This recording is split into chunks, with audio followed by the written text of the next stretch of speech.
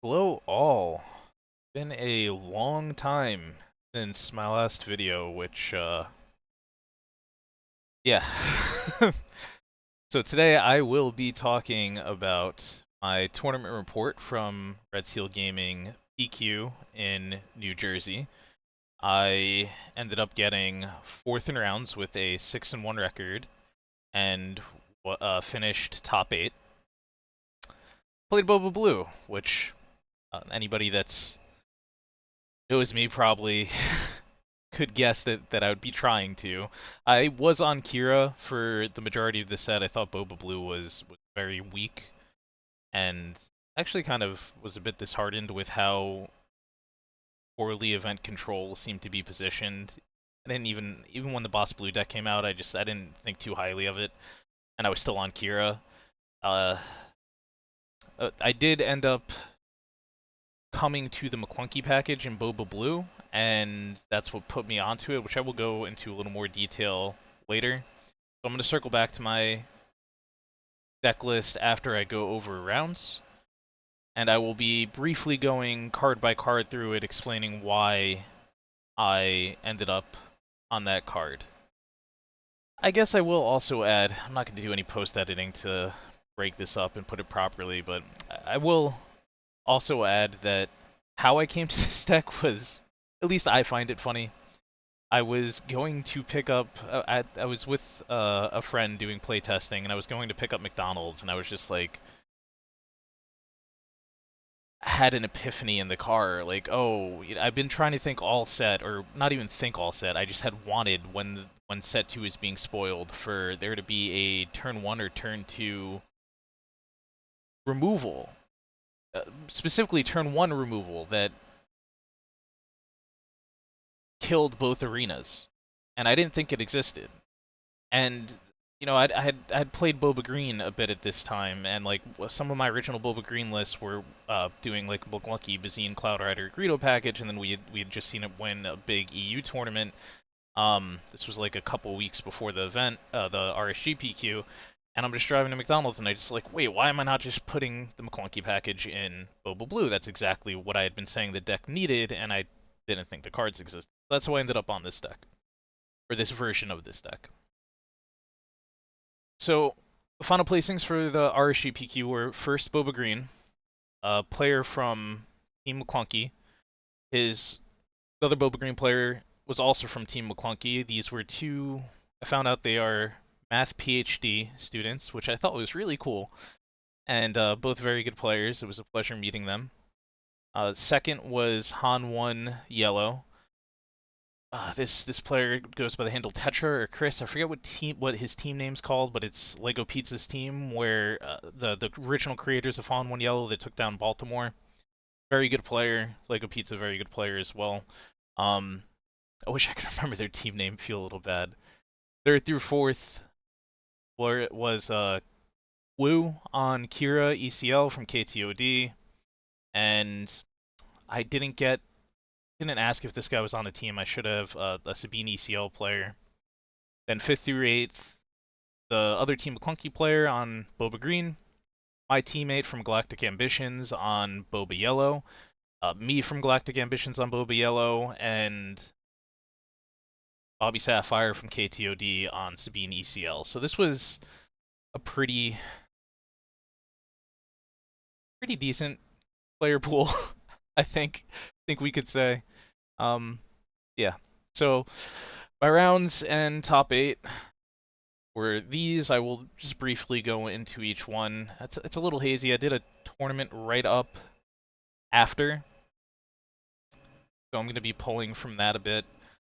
The round 1 opponent, the two things that or the thing that stood out the most is he had Bodhi in main deck. He had one Bodhi and one Lurking, and he hit them both game 1. And I forget exactly how it lined up, but I remember he Bodhi'd me on turn 2, and he took Power of the Dark Side, and I think I might have had Enticing in my hand at the time. This repeats again later in my round 7. I think I had Enticing in my hand at the time, and Cloud Rider, so like I could obviously Enticing Cloud Rider, but it might have been the turn after that this happened. But after he ships the Power of the Dark Side with the Bodhi, I either the first thing next turn or that next round or that turn I end up enticing Cloud Ridering it, which is just it's net neutral in cards, but I'm coming out of it with 2 cards being selected and added back to my hand. That like from 10 cards, it's insane. Like I get so much more value in that line than the Boba Yellow player does.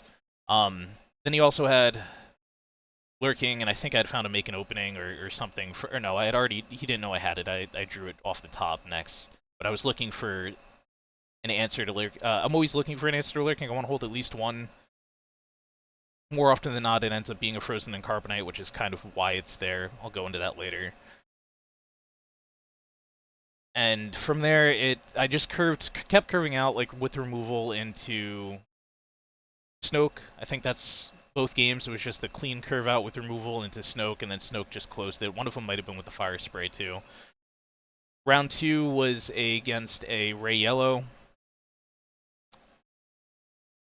This matchup was just extremely one-sided. Game 1, they missed their turn 1 play, and both games I just curved out with removal into either fire spray, Snoke.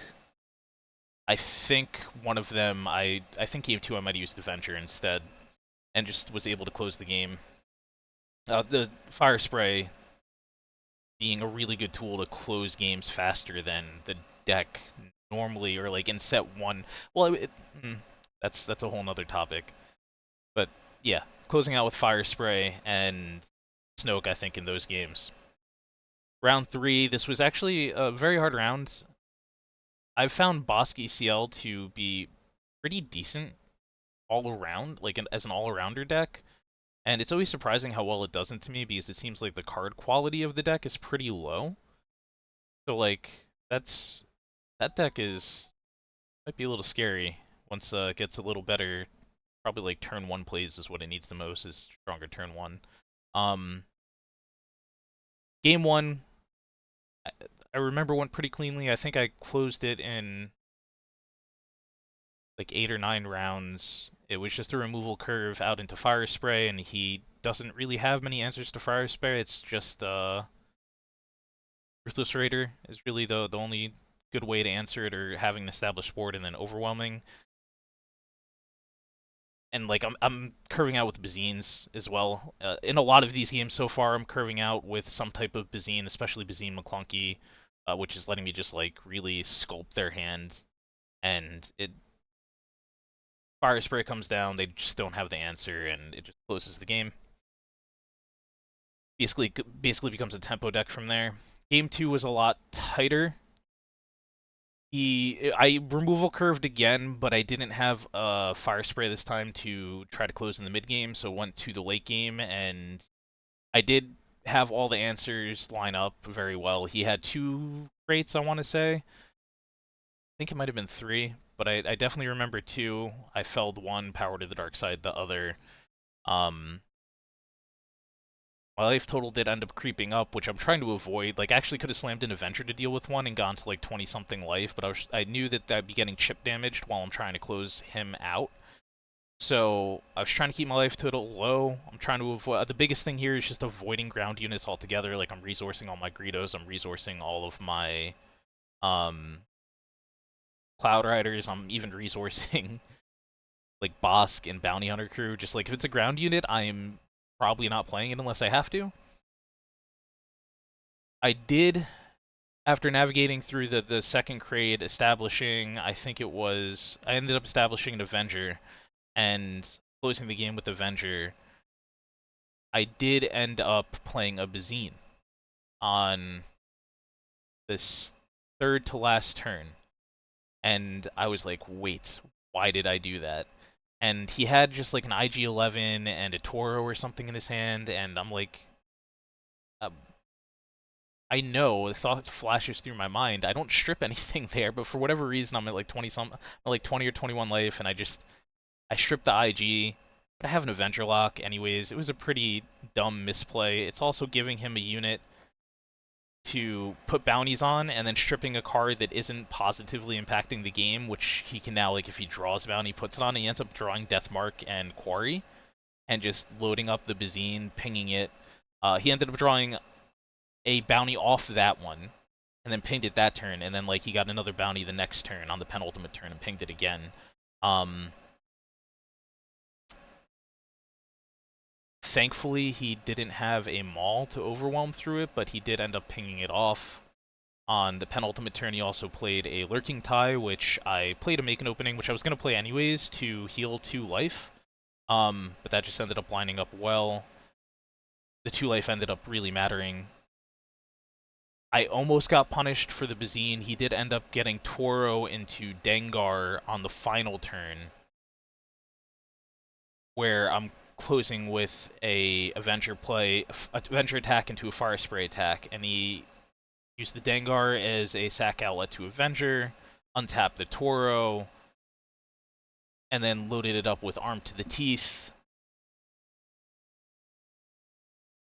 I think there was something else too, but basically he would have been able to do 8 points of damage, and the Make an Opening had brought me from 22 to 20, so he only was able to get me to 28, and then I just closed with Avenger into Fire Spray. If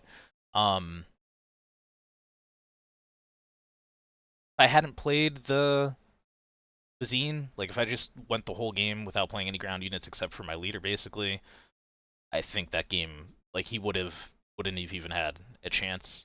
Because the bounties being turned on mattered a lot since he ended up activating Deathmark and Quarry. Round 4 against Han1 Yellow, the guy that ended up getting second.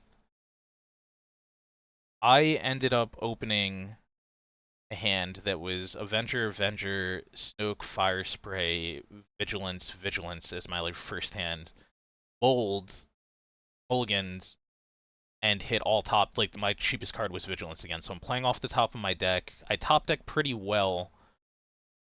I think I have, like, a Cloud Rider off curve, have a Power of Dark Side off curve, or end up top decking into Takedown, but it's just, I'm missing the turn 1 interaction, which is very important. Turn 2 was an optimal interaction, and I end up falling too far behind. He has the Tech DJ combo as well on turn 3. Play Tech on turn 2 and DJ on turn 3. Normally, if I'm curving out with, like, Greedo or Cloud Rider on turn 1, or, like, Power of the Dark Side, or even just have the Takedown in my hand, I'm not worried about that. I'm just going to be able to deal with the Tech when it's played. Or if, he somehow lines it up so he's getting the DJ off first, I could just Takedown it. It ended up stopping my Boba flip as well, which was a player error on my part because I have been in that position before, and I know better. I know to just flip Boba as first action if they have a tech I can't deal with on turn 3. So, yeah, big misplay on my part. That game ended up going on for a very long time. I forget how many rounds it went. I think he was on, like, 12 or 13 resources by the time it ended, and he had an even resource every turn, I believe. And I was still on 6, but I was almost able to pull it through with Fire Spray here. I had ended up just top decking a lot of removal, even though he was sculpting my hand. I controlled his board. The deck really, my issue with Han1 Yellow is it really struggles to push damage. So, like, even though it has, like, all of these really cool tools and does all these really cool things and has, like, that really powerful Tech DJ combo, it has a huge issue closing games, which, like, given how strong his start was, when we're going that deep into the game, I don't know, like, that sends up red flags to me. But he ended up being able to close it out. I couldn't pull it through, staying on 6 resources and playing off the top. I also had lost, like, most of my top end from just being forced to resource it through the early game. Game 2, same exact scenario. I draw all of my top end mulligan and draw all of my top end again. I don't know what the odds of that happening are. This time it was with 4 top end and then enticing reward and top target, so, like, 2 utility. Like, I don't know what the odds of that happening 4 hands in a row are, but, like, that only happened to me a few times throughout the entire tournament beyond those 4 hands. But I'm playing off the top again. This time it goes a lot better. I think I might have gotten off an early enticing reward which ended up, I think, maybe even chaining into a second one. I got to Avenger. I stopped around 6 resources because he was discarding my hand. Developed the fire spray, pushed his life again. I think it was like 20 to 22. I ended up top decking an Avenger somewhere in the mid game when we were both in the teens, and ended up deciding to resource up to Avenger. Established the Avenger, pushed him to 23 with an Avenger attack and have fire spray open, and he has a tech that I couldn't deal with again on the board, and I'd also Vigilance top targeted comboed him to like heal to full around the mid game, but he then curved out with Surprise Strike turns to push, I think it was 8. I think it was even a Blaster then Surprise Strike, because I think it was 8 from the first Surprise Strike and then 6 from the second. So he'd push me back up pretty quickly. We ended up in a board state where he had, I want to say, a Escaped Slaves, or whatever that card is, with a Frozen and Carbonate on it. He had a Cantina Bouncer with a Hotshot Blaster on it, and he had a Tech out. And I have Avenger Fire Spray. He's at 23 after the Avenger attack, where he sacrifices Slaves, and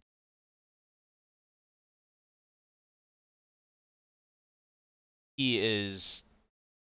Oh, he has Tech that puts me to 22, and then I have the choice of either attacking with Fire Spray to put him to 28, in which case he's dead second action, or my first action the next round, or claiming and then being like, okay, you can't deal with Avenger, which, with the tech out, he only has 4 resources, but he can use Han to go up to 5. Um, the mistake I made here is I'm only dead to Surprise Strike, and he'd already played 2 of them, so he would have had to have the third in his resource row or hand to claim and win by attacking for 8 with the Cantina Bouncer with the Blaster. And he hadn't played any Waylays yet, and he'd only played 1 Cantina Bouncer, and he can like play a card and go to 5, so he can play Waylay from resource row, Cantina Bouncer from hand, Waylay from hand, to bounce the Avenger, which means he now kills me in 2 attacks, and I can't kill him with the 1 attack from Fire Spray in the next round, since I've claimed and he's at 23. If I had just attacked with Fire Spray there, which it went through my head too, and for whatever reason I didn't do it. I know I looked at the clock, there was like 15 minutes left, and I felt super pressured by the time, and I just said claim, even though it was in my mind to just attack with Fire Spray. Some part of me knew that was the best play. Right after the game, I was like, wait, he had played 2 Surprise Strike, that was obvious. But yeah, so he cleaned me up 2-0. The next 2 rounds for Sabine ECLs were very, very similar. Honestly, all of the Sabine games were, all the Sabine matches were extremely similar. They tend to go one of 2 ways. Either I draw my early curve and like can interact with the board, or I don't, and they just kill me in the extremely fast clock that Sabine puts on the game. That's just what Sabine is. It makes every decision and every card matter a lot more. I think it increases game variance, like outcome variance a lot because of that, because the decision tree is a lot smaller and each card matters so much more. Decisions do become way more important, so you can't make mistakes. It's way more punishing of mistakes for both players.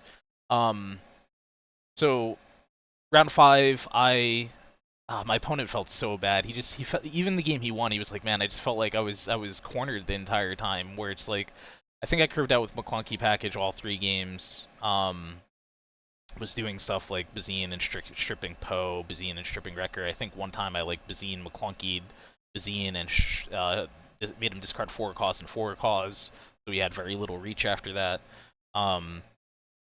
The game that I lost was the game that I didn't draw Fire Spray. The 2 games that I won, I drew Fire Spray reasonably early into the game. It's the most crucial card, I think, in that matchup after the early curve. Like, finding the Fire Spray to turn the corner is so critical.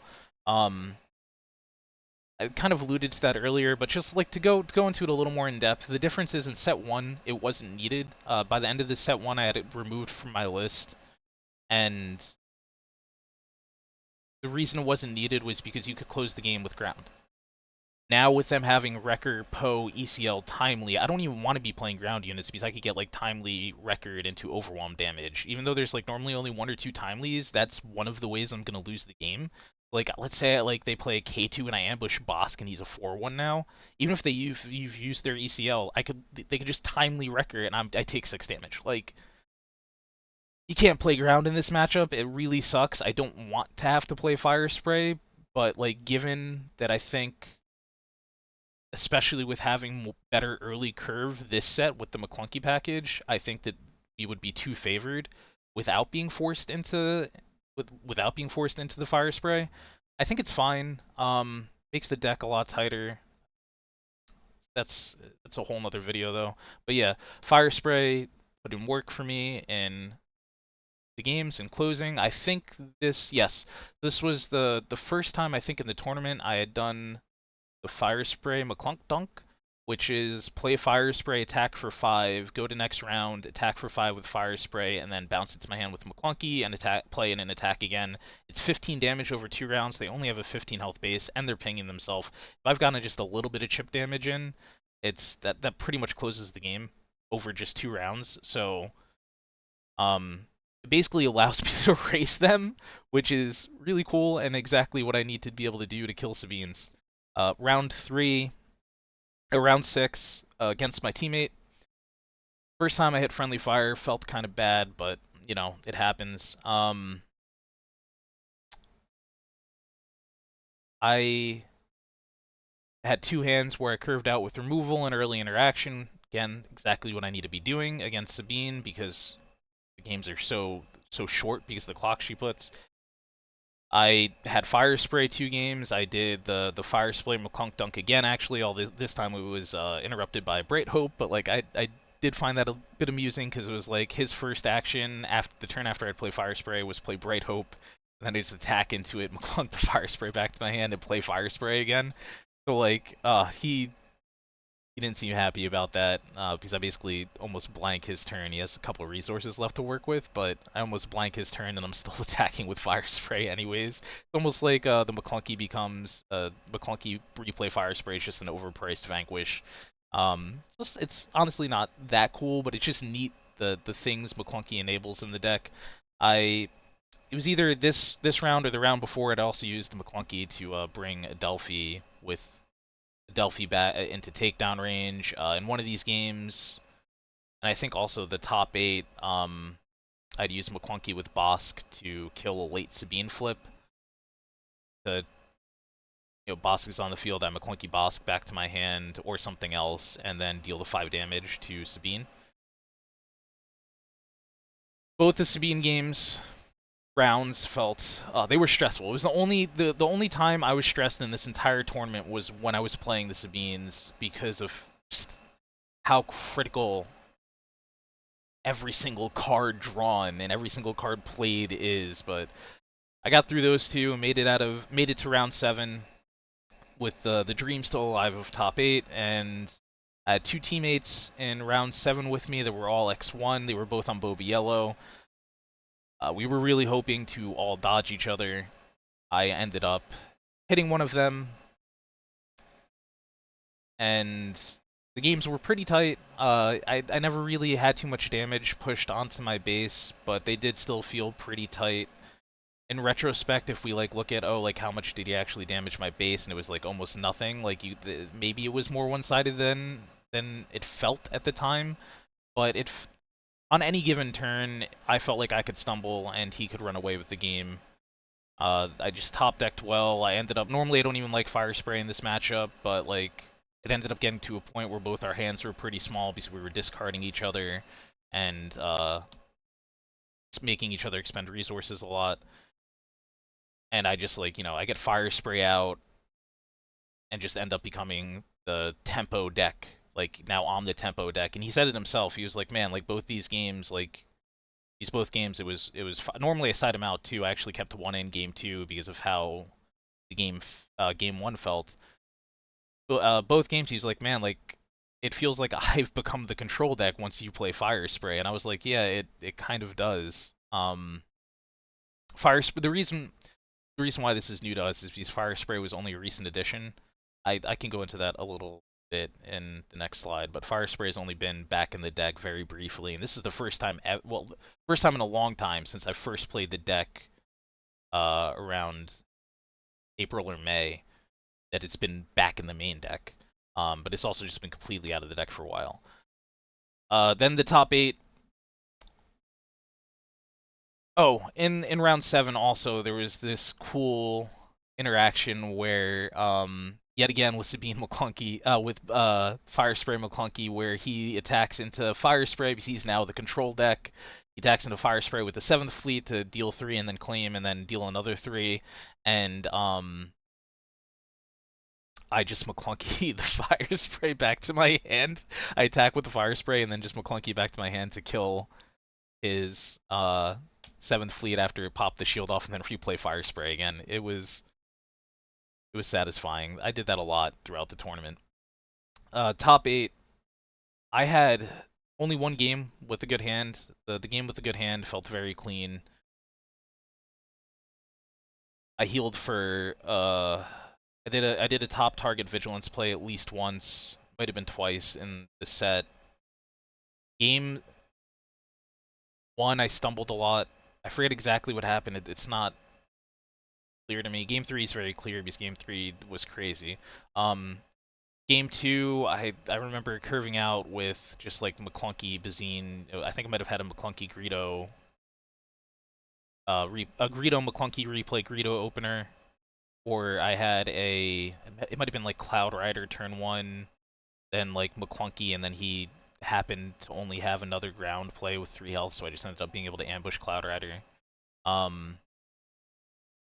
Oh, something that came up in this game and the round 7 game and the round 1 game. In this game, it was with Sabine being able to enticing reward Sabine and then ambush Cloud Rider to just get really good card selection. It happened with Bodhi against my teammate the after sideboard in round 7, and like I said, it also happened in round 1 against the other Boba Yellow player. I think I closed out with Fire Spray in game 2, and then game 3. Game 3, my hand was enticing reward, takedown, Greedo, and I need to be able to interact on turn 1 and turn 2 to really have a chance against Sabine. I play Greedo turn 1, top deck Bazine turn 2. He plays Battlefield Marine. I play Bazine first action turn 2 and see Sabine unit, Poe, Wrecker, Metal Ceremony.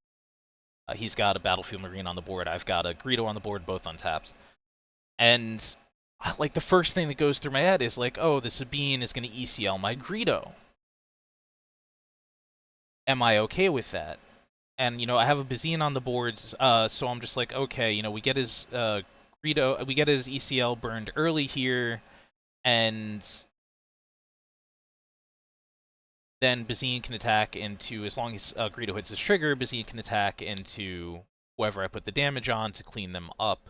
And I was like, I can't do it to Battlefield Marine because he's going to get Metal Ceremony. And I'm the turn after, like right after this, I'm like, wait, what, dude? Like, not the turn after because I was immediately punished for it. I was like, why wouldn't I have thought that you can Metal Ceremony this being as well that's being ECL'd? So I end up choosing the Poe because I just tunneled on trying to open up the Boba flip turn so much, forcing the ECL early and taking his primary tool to interact with me on the Boba flip turn.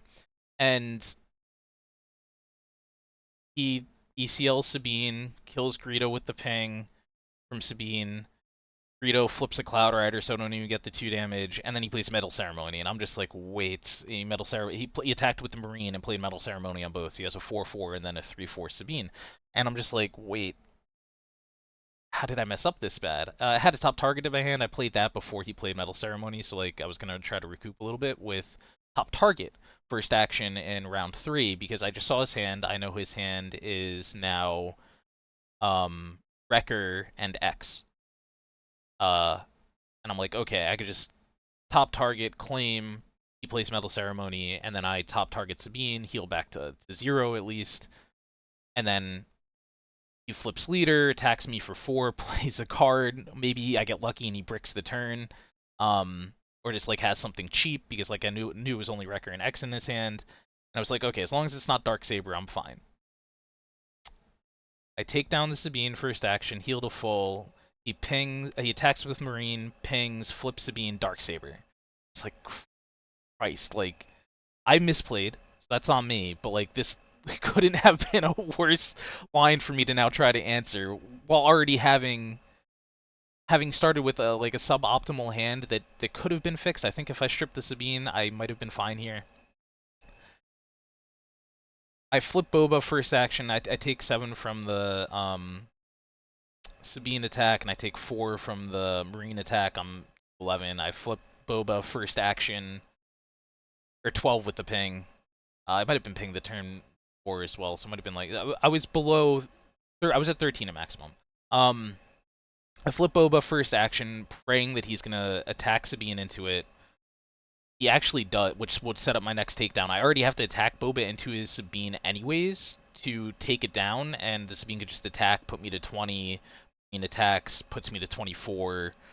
I, I attack Boba into Sabine and then take down, and I still have to deal with like the game was over. There was no way I can win unless he attacked my leader. He actually attacked my leader, attacked the Boba, and then I just followed up with takedown on Sabine.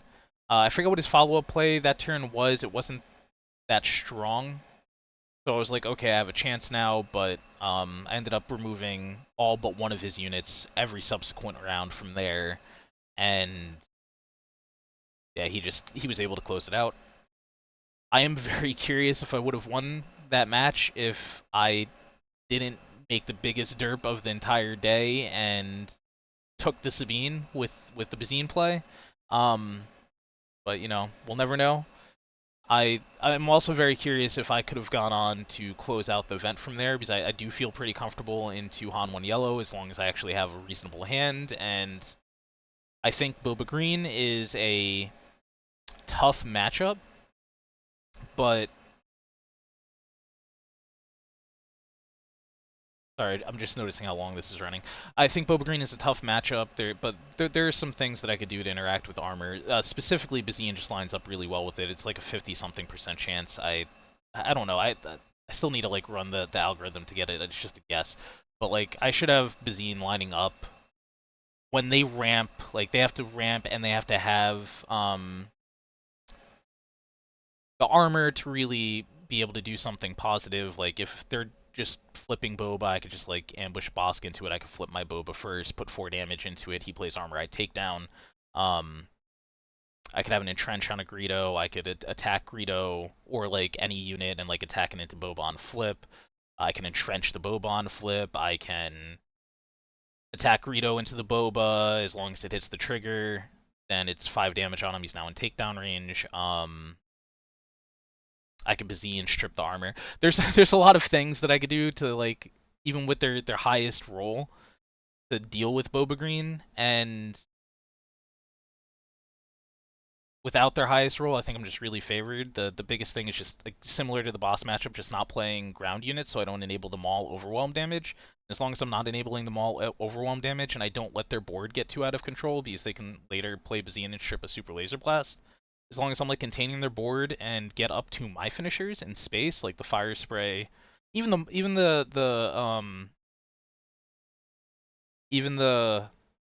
Snoke to an extent, but specifically the space fire finishers like Fire Spray and Avenger, it's very hard for them to actually contend with that, especially with them dropping like some amount of waylays or no goods to deal with, which is their main way of dealing with Fire Spray. Other than like having a board state and being able to overwhelming barrage, which is a situation I'm trying to avoid anyways. So I I think I could have gone all the way with the deck. I'm going to be doing one more PQ. Probably going to be doing so. I may audible to something else, but probably going to be running this deck again. Probably with a few changes based on what I think the meta will be.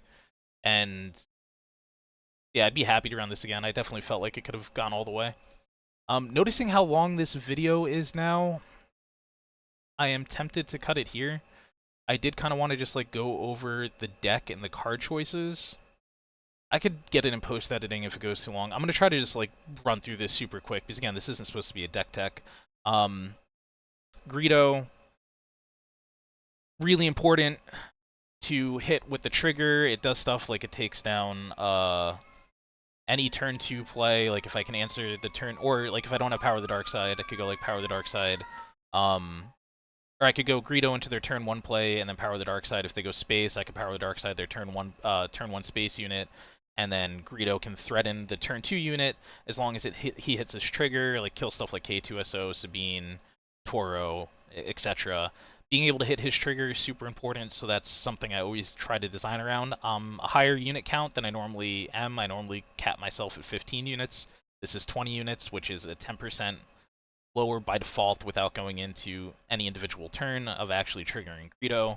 The one of restock just needed for grindy matchups. 3 top targets in main because healing is just super important in the current meta.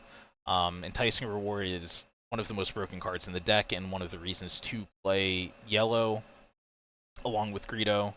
Um, you can just like chain this into more enticing rewards and just get enticing reward and the exact removal you need, or if you need like some narrow removal, like a make an opening or frozen or something for like a lurking tie, or um, need to find like a super laser blast, this just finds it for you. Like there's a world where I put Rivals Fall in the deck and then this could just like find the Rivals Fall for me, but I don't think Rivals Fall lines up that well into things. McClunky is goated. It's the reason why I think this deck works in set 2. Being able to do Greedo, McClunky on turn 1, or Bazine on turn 1 into trying to disrupt their line, and then McClunky it back to my hand on turn 2, and then like can resource Bazine, or even Bazine again. Cloud Rider there's for a bit of redundancy. Um, that's kind of covering the Bazine and Cloud Rider as well. Just this package of 12 cards I think is incredibly important, the early McClunky package to the deck's functionality. Cloud Rider also has a lot of uses going later into the game, like the Boba flip turn. It can uh, finish off an opposing Boba with the Cloud Rider attack and the Boba Fett attack, assuming it's not Boba Green armor. Power is obviously just good. Make an opening is actually like surprisingly even more versatile than it was in set 1, because now the Sabine lines normally end up with them ECLing a Poe or a Wrecker into Boba, whether it's the Boba flip turn or the turn after, leaving them with a 2 health unit, which Make an Opening just cleans up. So Make an Opening was super, and then it's also great, you need a Lurking Tie, it's really good against Boba Yellow. Just a very, very good card. I was very impressed with it. I was on 3 copies in set 1. Deck's a little tighter this set, so had to go down to 2. Frozen, Entrenched, skipped over that one. Entrenched, Frozen, and Make an Opening are forming a core in the deck that I want to have 6 slots that answer Lurking Tie. I don't want those slots to be narrow. I also want to have a certain amount of hard removal, even though Frozen's not a hard removal. Like I want it to have 4 slots of hard removal, so like Frozen connects to Fel in that way, or it can deal with big stuff. Um, I also want it to have a certain density of turn 2 plays, which, Make an Opening's not always a turn 2 play, so like Frozen's backing up, like in the worst case scenario, I don't want to be playing Frozen on 2, especially if I'm playing against something like a Poe, or somebody that could be siding in disabling or even has it in main. So yeah, the Make an Opening, Frozen, Entrenched, and Fel are kind of like all connected, and these 6 spots are for Lurking Tie, and Make an Opening has its own small group of uses. Frozen is kind of just a catch-all that can be really punished by upgrade hate, so I'm trying not to use it, but it's just a good catch-all to have that fits nicely into the curve. Entrenched is super versatile, being able to use it on my own units, or being able to block like a Lurking Tie or Boba armor or something like that until I can like clean it up with Super Laser Blast. Vigilance is one of the I would say alternate win condition. It can vary depending on what the meta's like between it being the main win condition and the alternate win condition. Right now it's like an alternate win condition and a stabilizing force, being able to remove heal, like core part of the deck. 3 takedowns, like any blue deck, I think I'm trying to play 3 takedowns in right now, even unit control. It's just so strong, being able to like clean up Toros, even though it's like one resource more. I mean, in Boba, I'm getting a resource back for it anyways, but like it just interacts so well with so much of the meta, and it's gonna be able to clean up things too, like with the Boba Yellow scenario, a Boba playing against a Boba Green, where I'm trying to contain armor, like how it works with Greedo, or like an entrenched unit, and then take down a finish to clean up the unit. Being able to kill Sabine, like one of the core cards against Sabine, because it just kills Sabine on flip, or makes them play a card first. Like they can't just flip Sabine and Darksaber. They might have to like play K2SO first, and then I could just slam takedown. Um, two fells. I would prefer to be on the third fell. I would prefer to maybe even have a rival's fall, but between, like I said, the Frozen and Fell are connected. I couldn't really fit more than 4 slots with it, while also fitting the McClunky package, while also dealing with Lurking Tie. Um, Deck's just super tight on spots. My meta, I knew my meta would skew towards Sabine, and the overall meta has been skewing towards Sabine and Boba Yellow. So 2 Fell was all that could fit. Bossk, especially with McClunky, is a huge backbone to this deck. With McClunky, he's getting 5 damage off when either he or another Underworld is McClunkied. Bounty Hunter crew can go into, especially with Bossk established, can go into McClunky locks, where like I'm playing Bounty Hunter crew either ambushing it or not, and then getting back McClunky, and then McClunkying the Bounty Hunter crew back to my hand, and then with Bossk that's a 5 damage removal. If the Bounty Hunter crew can ambush something, I'm also pushing 4 damage there. It's also the core in any Vigilance standoff where like I am gonna win the Vigilance standoff because I have access to the cheaper, like the Vigilance Mill standoff because I have access to the cheaper Bounty Hunter crew, or just Bounty Hunter crew at all, and they might not, and I have access to Bazine. And that could apply to even like some Kira lines, some Han2 Blue lines. Even though Han2 Blue doesn't normally run Vigilance, one person in my play group is really big on it. Ray Blue was something else that has been played a lot. And they're like, there's a lot of people that try to go the mill line, and it's just like, having the Bounty Hunter crew kind of locks them out from it. And then in the event control mirrors, it's super important. Fet's Fire Spray, I was super cold on this card, have it all in the 60, and then I realized that I couldn't close Sabine games through ground anymore this set, and I was like, okay, it has to be in the deck. I had it originally in sideboard. One of my teammates just kept pushing me to he wanted me on 3, he wanted them in the main deck. He's like, dude, you gotta do it, it's the only way to answer aggro. Specifically Sabine, but like just the fast format in general. Um, I wasn't gonna do it. I forced myself to play 20 games with Fet's Fire Spray in the deck. I just said, okay, I'm putting 2 in the main. I'm gonna fit it in. I'm gonna go up on unit count. I don't want to go up on unit count. I don't want to lower Greedo trigger odds, but like whatever, we're doing it. Tried it. It was just good. And the more I've played it, the more I'm just like, wow, this is just good. And like aside from Sabine, I think the big kicker is just the ability with McClunky to just start racing. Like against any deck, even decks that have remover fire spray. Like I'm always siding it out like against people that have fell, against Lukes that can give -6/-6. Like pretty much any slower matchup, even Boba Yellow that has like the bounces, I was siding it out originally, but like there have been times where I keep one copy in, or like I'm seeing how good it is game 1, and I'm like, wow, this card is just good. Like the ability to go Fire Spray, attack for 5, go to next round, attack for 5 McClunky, and attack for 5 again. Like that, being able to push just 15 damage over 2 rounds is just been game changing so often. Even without the McClunky, just having something in space that can close the game in the mid game has been very strong. Um, 3 Super Laser Blast, obvious choice. These are just, clean up the board. I'm playing Frozens, I'm playing in Trenches, just like helps me reset the board and go into Avenger. Supreme Leader Snoke is the alternative finisher against Sabine, if I can get there. I really want to be doing it with the Fire Spray, but if I get to Snoke, that's fine as well. It is very hard for them to deal with. It is somewhat manageable, though. And it is the best finisher against Boba Yellow, which is another big contender in the format.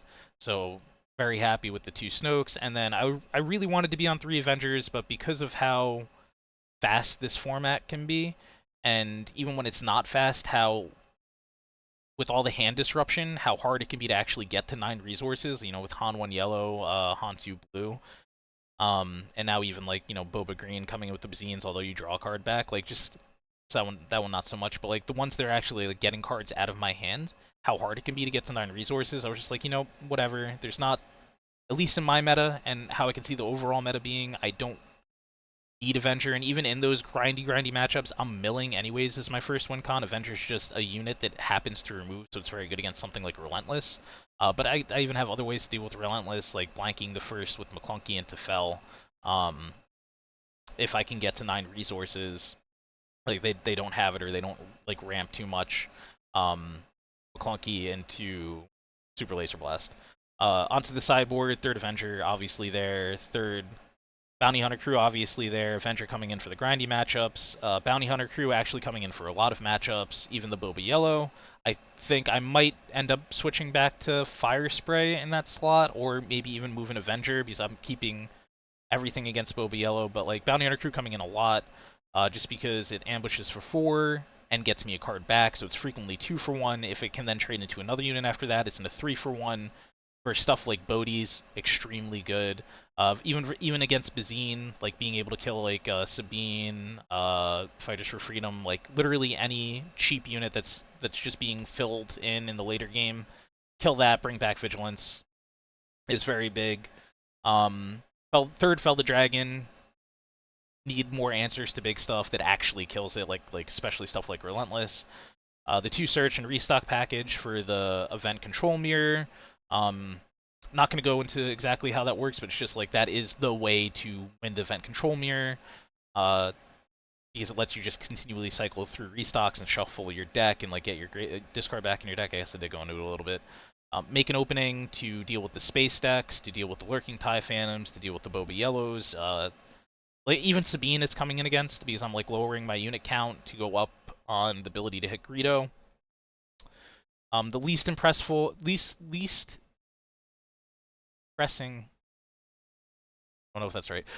Least impressing card in the sideboard and then for the entire day. Even though I didn't side in search and restock or Pershing, but like Pershing, I was cold on him when I saw him. I forced myself to play him. Been cold on him while playing him. He just doesn't do much. He's really only ever good on turn 1. He normally is healing for like 3 to 6 or something by forcing the opponent to attack into him and then replacing himself. So it's not a terrible thing having him on turn 1. The games that the opponent doesn't open ground and isn't able to just like claim an attack into him are games that I have initiative. Like, if I have initiative, he's a lot better. He's actually, he can pop off. Like, getting 2 cards is, I don't even know if that's worth it just because of how bad he is later in the game. Like, I have to start with him.